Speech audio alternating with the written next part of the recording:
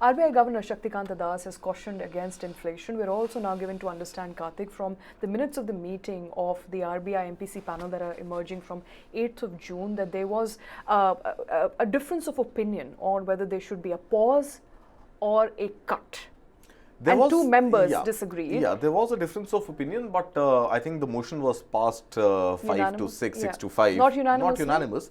But I think what is important here is, I love this term called a hawkish pause. You know, you're either hawkish or you're dovish. But when you pause, you've just taken a pause. Now, certain members of the MPC are not very happy with this successive second month of pause.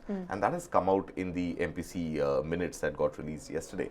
What this means really is that, you know, we've been able to, with these consecutive rate hikes over all of last year, which paused only in the month of May and then continued in the month of June, what it has done is it has brought inflation down to pegging it to about 5.1% for FY24. This against 6.7% inflation that we saw in FY23.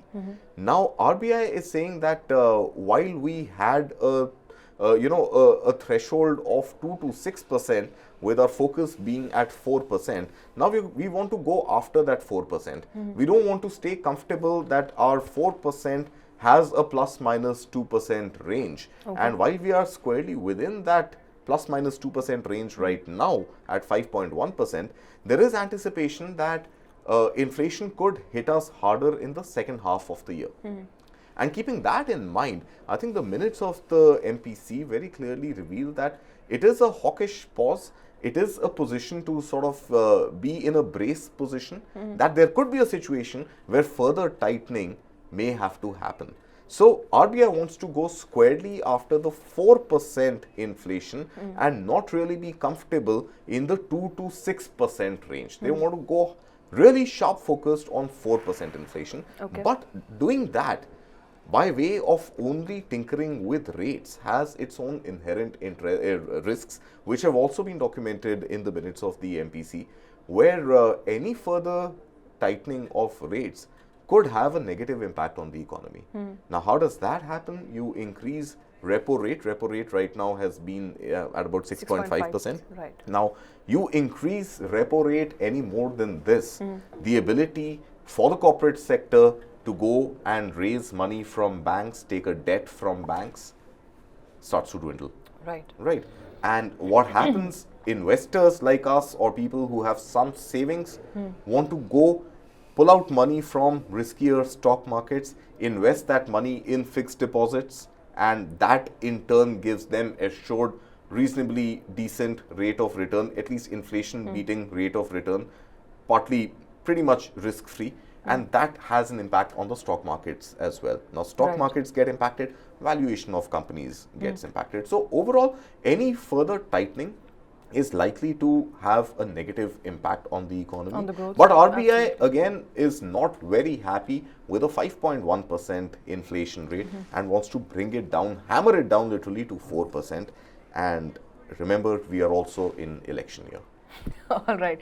So I think, and it's a double-edged sword, neither a high inflation is going to look well for the government nor a slowed economy, Krishna. So I think RBI is very clear there that it's a hawkish pause, which essentially means if need be, we will hike rates again. But it's not going to augur really well for the government that is hoping to put more money in the hands of the people. True. But at the end of the day, the government would also want to tell people when by the time election comes around that the prices of things haven't gone up too much. It's a great way of getting votes by the time elections comes around. So clearly, you're seeing this from the monetary policy review onwards. The RBI's messaging is on what it's doing is all about containing inflation. It is contained, let's face it. We're not in double-digit inflation like some of the developed countries like UK, which has 10% inflation. We do have extremely contained inflation, but it is not contained according to our own targets. And RBI telling people that, or sending out the message that, we have contained inflation, but we're still looking to get it down to that final percentage point that we want to get it down to. Because that, in my humble opinion, will be a great statistic to tell people that, despite COVID, despite pandemic, despite post-pandemic challenges, we have managed to contain inflation. So RBI clearly, it wants to send out a particular headline. It's been sending it out right from the monetary policy review onwards, when it paused, the rate hike cycle.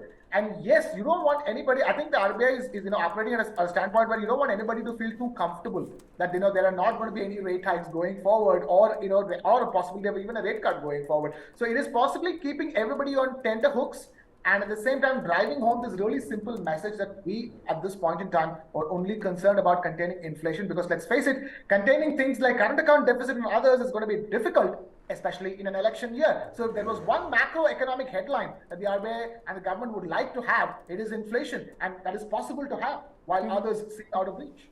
Okay, so the way I read a hawkish pause, Kartik, and correct me if I'm wrong, is that there is not likely to be a cut anytime soon. There could be a hike if need be. Right. Is that absolutely correct? right? So there is not going to be any cut in rates, and I don't think that is something that can be expected right now.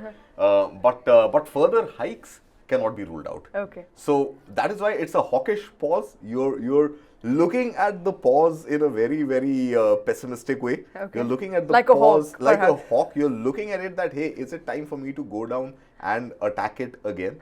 And remember, inflation data comes a month later. Right. And corrections that you make or tinkering that you make to rates will have its impact a month later. So there is usually a good, at least a 2-month gap, 3-month gap between adjustment of rates looking at past inflation data and impact of those adjustments reflecting in future data. They have a good 3-month window. So, and hence the hawkish pause. You're looking at numbers very, very closely. You maintain a pause, but you're ready at a click of a button to up those rates by another maybe 25 basis points, 50 basis points. So it'll all depend on the inflation data from June onward for MPC to really either cut or pause. I mean, cut, as you said, is unlikely, but a pause or a hike therein that you can expect in the next monetary policy, which is going to be in about 2 months' time from now. So we will, of course, have to wait and watch out for that.